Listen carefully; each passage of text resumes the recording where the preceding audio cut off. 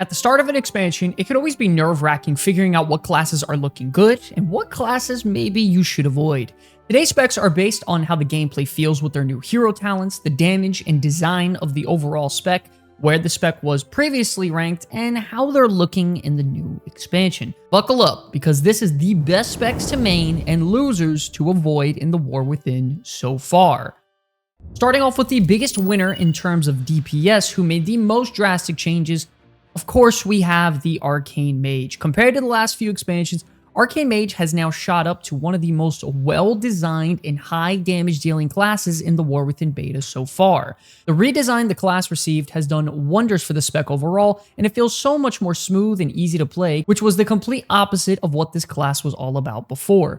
No more 15+ button rotation in your opener, because the time of the Arcane Mage is now. I will say, because of how dominant this class has been, it has been receiving nerfs pretty much every other week, but it still isn't changing the fact that this spec is dominating and will continue to dominate into the War Within launch. If you love playing range caster DPS, the Mage in particular has multiple specs that are performing great right now and is an amazing choice for a main heading into the War Within, and Arcane Mage probably has to be the biggest winner out of any class spec in the game in the new expansion. Great hero talents, simple design, high damage, what more could you ask for? Another huge winner heading into the War Within easily has to be, you guessed it, the Augmentation Evoker. I know a lot of players aren't going to be exactly excited to hear about this, but Augmentation Evoker might be needed more than ever with the recent nerfs to tanking overall.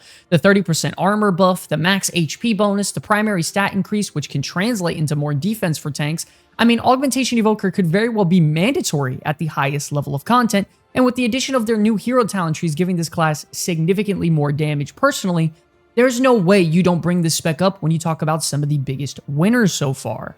You bring your own personal bloodlust, the most buffs for your raid in the entire game, very consistent damage in both a raid and Mythic Plus environment, with an overall class of the Evoker that all three of the specs are performing great. Yes, believe it or not, the one primary support class in World of Warcraft is doing great right now, and it's no shocker they are amongst the biggest winners on this list. Now, a very big surprise on this list is actually the Enhancement Shaman. For the longest time throughout the War Within beta, Enhancement Shamans have been very upset that there hasn't been really any changes for the class heading into the War Within, but with the recent talent tree redesigns, updates, and class buffs as of the other day, Enhancement Shaman is absolutely on the rise right now. I will say the class is very bloated in terms of buttons and rotation and all the procs and stuff like that, but the damage this class can deal is nothing short of some of the best in the game. Major cooldown reduction on some of their hardest hitting abilities like Doom Winds and Primordial Wave, 2 hero talent trees that are very well designed and fun in both Mythic Plus and a raiding environment, and a class overall that's on the rise with Restoration Shaman dominating and Elemental Shaman looking to do the exact same. Overall, a very, very big win for Shaman, but specifically for Enhancement, and now they are looking great on the beta with all of these buffs. So this is a very solid melee DPS class on the rise. And for our final biggest winner on the DPS side of things, we do have the Shadow Priest. Shadow Priest has easily become one of the most beloved specs in World of Warcraft right now, and tons of players are completely re-rolling just to play this spec in particular. A brand new redesign has taken a class that is somewhat complicated and condensed it into a very simple and easy to understand class. 2 hero talent trees that are super fun, incredible visuals, fantastic utility for raids and Mythic Plus with double PI and other abilities.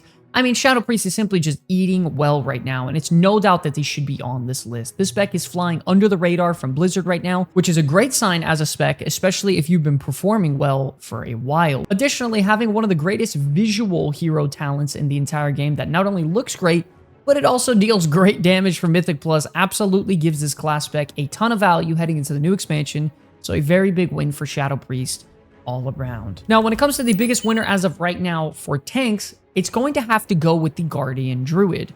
With the recent redesign and post to tanks being all about reducing, self-sustain and healing, and moving toward increasing your stamina, and looking forward into the future with tanking being mostly about having consistent damage dealt to you rather than being so spiky, it seems like the perfect design aspects for this way of playing a tank is moving toward what Guardian Druid is really all about. Not only that, the Arcane Bear has been performing great with the Elun's Chosen hero talent tree, focusing more on lunar and arcane damage to keep threat, as well as enemies dealing reduced damage to you. You bring one of the best buffs in the game with Mark of the Wild to increase versatility, a Battle Res, Vortex, Typhoon. It seems like their utility and tanking capability is looking fantastic with this new way of living with the tank redesign. Your consistent damage mitigation and self-sustain is always going to be really solid with Guardian, so then adding their hero talent tree that vastly increases their damage was a solid move for the spec overall, and a very big win, and this class is absolutely on the rise heading into the new expansion. Well, I guess now it's time to talk about the best healers, and it's pretty obvious right now that Preservation Evoker is one of the biggest winners and best specs in the game to play. You have a very, very wide variety of healer gameplay styles, all producing very high results with Preservation.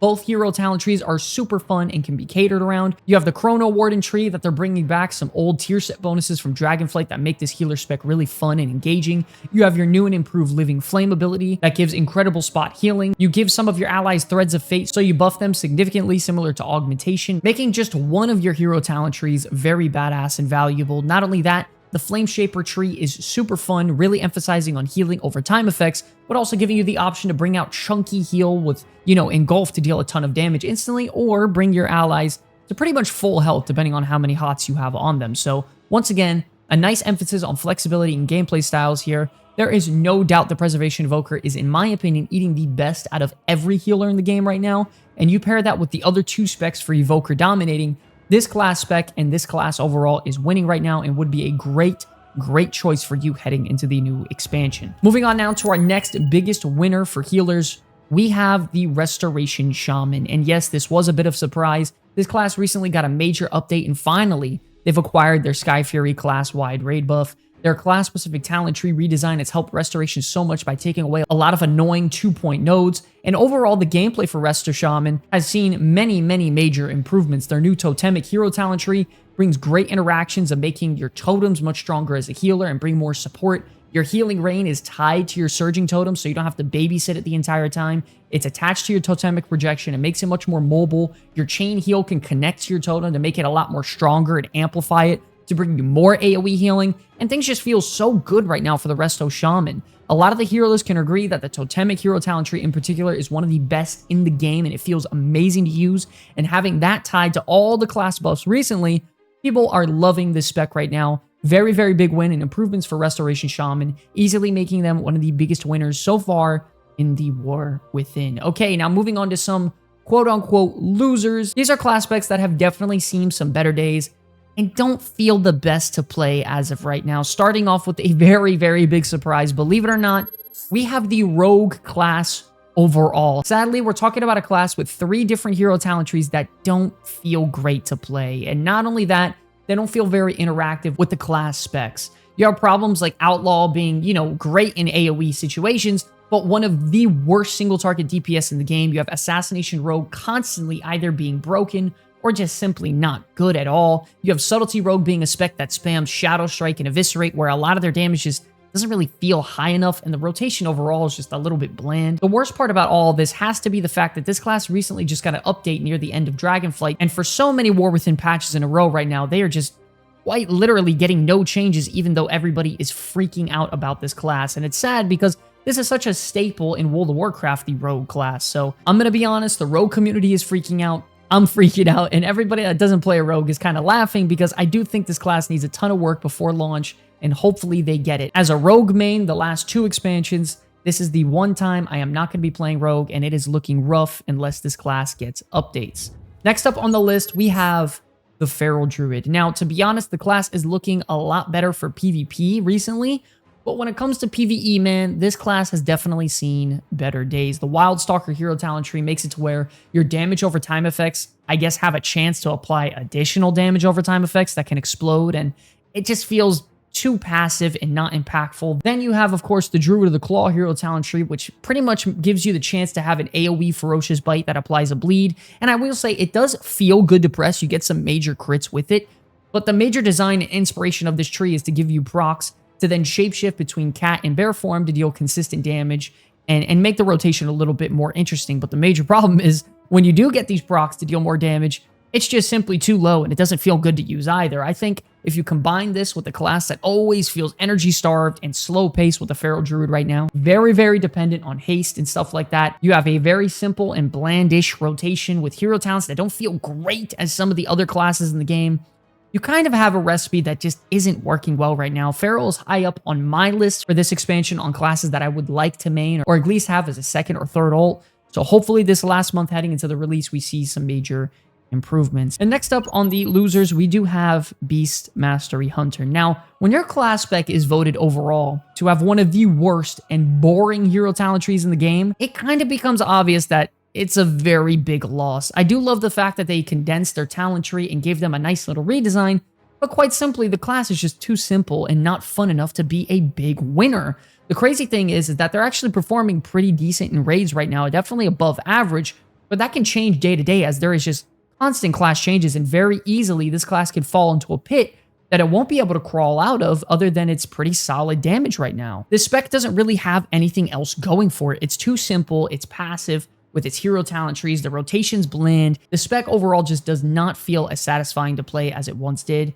Trust me, go ahead and try it for yourself. It is going to save you a lot of time heading into the launch. And lastly, for the biggest loser when it comes to DPS, very surprisingly, we have the Fury Warrior. I think their talent tree design overall has become very simple and effective for both the class and Fury tree, but the biggest problem for me actually has to be the Fury Warrior hero talent tree integrations. Both of these hero talent trees just don't feel like they have that big oomph like some of the other melee DPS classes in the game, like Arms Warrior or Retribution Paladin does. You have a talent tree that pretty much you have an improved version of Thunderclap, which is really meant for Protection Warrior, and then you have a talent tree where it's all about improving your Execute and Blade Storm damage.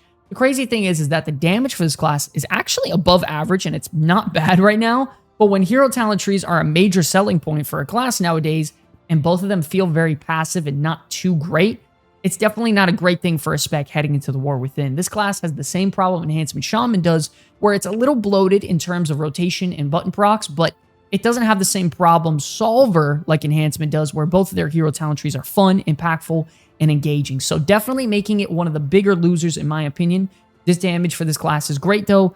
I just think their hero talent trees got to be adjusted and more impactful to make them a winner. Moving on to our biggest loser when it comes to tank, it absolutely has to go down to the Protection Paladin as of recently. Now, of course, yes, this is one of the easiest tanks to play and pick up in the game, but it hasn't seen many changes at all heading into the new expansion. You add that with the fact that, you know, both their hero talent trees are just not game-changing.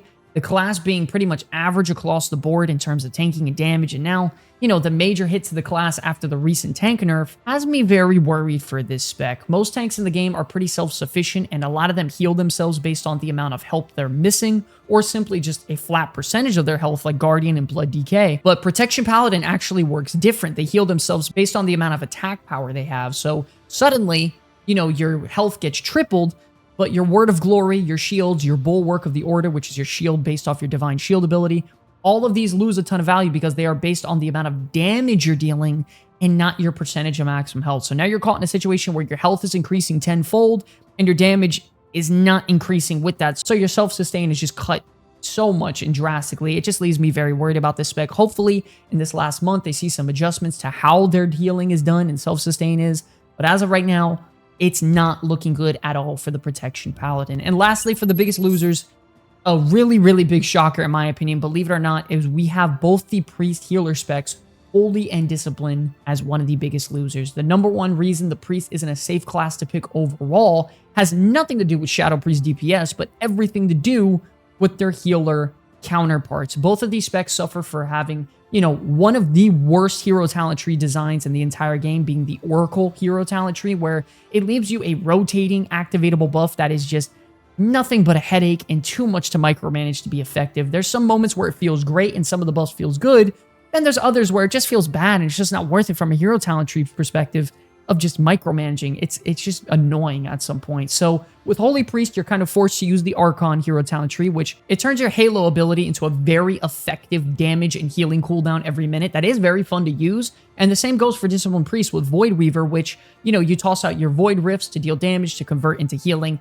It does feel good to use. The simple problem is, though, Discipline Priest is still one of the worst healers in the game, only dealing great healing during your entropic rift windows, which was just nerfed by 30%, and then Holy Priest just being average kind of across the board. You know, then you also have the problem where other healer classes are being very dominant in some specific areas while also having their really fun hero talent trees and fun rotations and new designs and new workarounds. And, you know, it's just sad because Priest is definitely looking like one of the biggest losers in the game as of right now from a healing perspective. We will have to see how this looks heading into the last month of changes. So hopefully this class does get adjustments and some tuning very soon. But yes, ladies and gentlemen, that is going to wrap up today's videos on the biggest winners and the biggest losers you should probably avoid. Do you think there's a spec that we missed? Do you think there's a spec that we were wrong about?